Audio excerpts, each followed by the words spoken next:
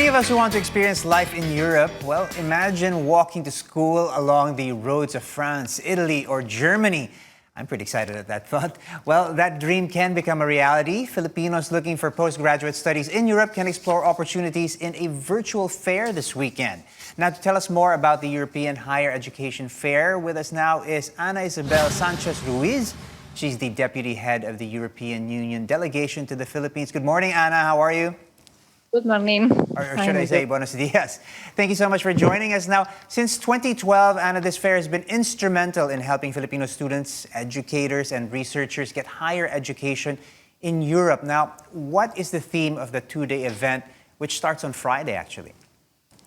Yeah, our motto for this year is Go Higher with EU. Mm-hmm. And with this, we want to signify that studying abroad, in particular in a European Union university or college, can represent a path to professional and academic success, and while at the same time being a very enriching personal experience.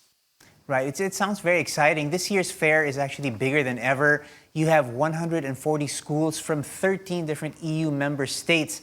Now, I'm sure things have been different over the last couple of years. Can you describe to us, how the pandemic has affected the program?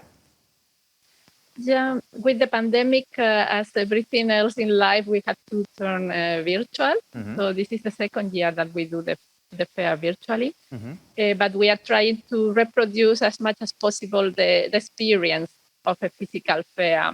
Right. So our fair will have a very rich program, but also a lot of opportunities for interaction with the different universities, with the representatives of the different countries, mm-hmm. and also between participants among themselves. We also have a networking event, for instance. Mm-hmm. So we want to do it as close as possible to the physical fair that we used to have in the past. Okay, I mean, let's be clear about that. We're talking about a virtual fair, but obviously studies continue much the same way with you experiencing firsthand life and education in these European settings. What can participants expect as far as the virtual portion of the fair and this portion of this program goes? What are some of the courses or programs that will be available?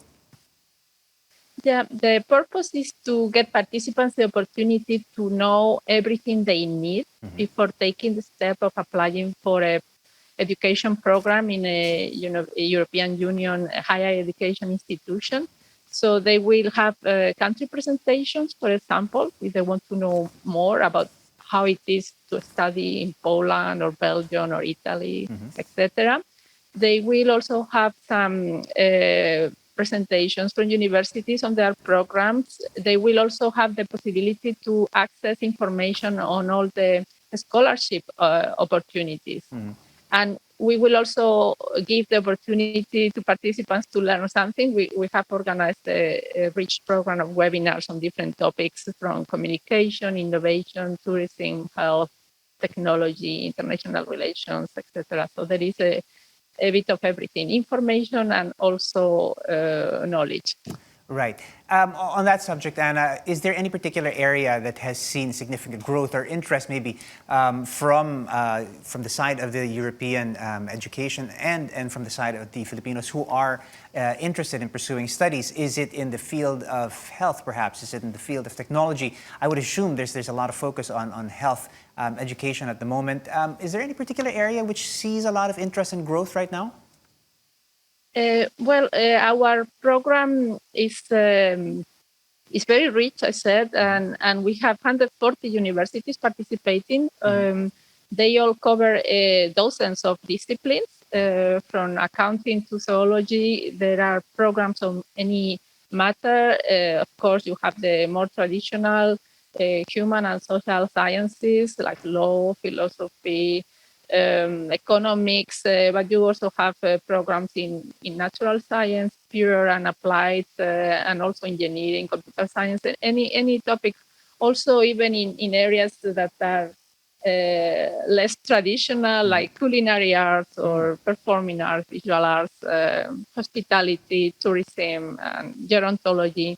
Any discipline can be studied in a European Union higher education institution. So many opportunities. I'm sure a lot of people are excited. Now, the program's been running for 12 years, if I understand correctly. I'm sure there are there's a lot of feedback from people who have attended, sessions overseas. And I'm curious also what the feedback has been from people who have attended the change in the way the fair has been run from a very physical, in-person and on-site sort of setup to the virtual one. What's the feedback been from people who have attended, changes from something that is very on-site versus something that is done virtually?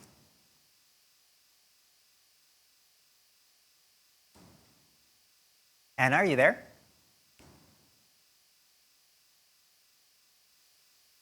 All right, that was, we had Anna Isabel Sanchez Ruiz joining us there, giving us the detail from the higher education fair. Anna, are you back with us?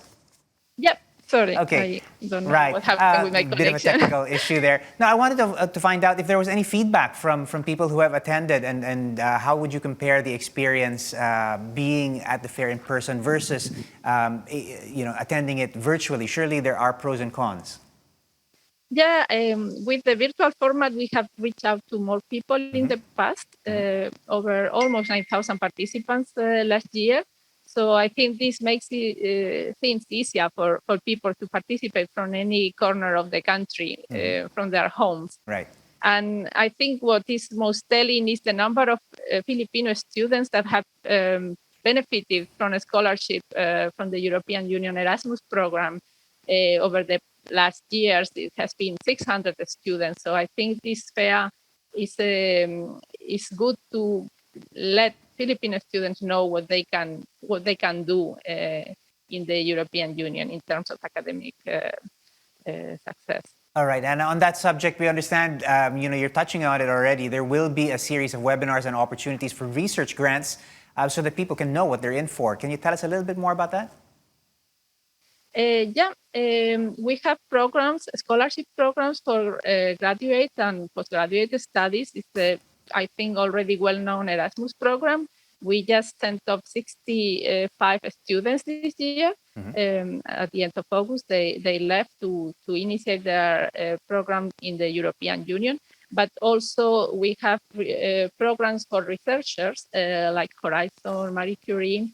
And I must say that here, maybe they are not sufficiently known in the Philippines. So we really invite more Filipino researchers to avail themselves of these scholarship, grantship programs.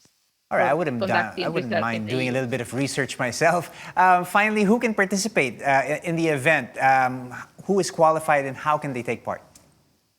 Yeah, the fair is open to anyone, but obviously is of most interest for students, for university students, undergraduates that want to pursue their university education, but also graduates that want to do postgraduate studies. But it's also interesting for university professors, for researchers, for university staff, especially officials dealing with international partnerships.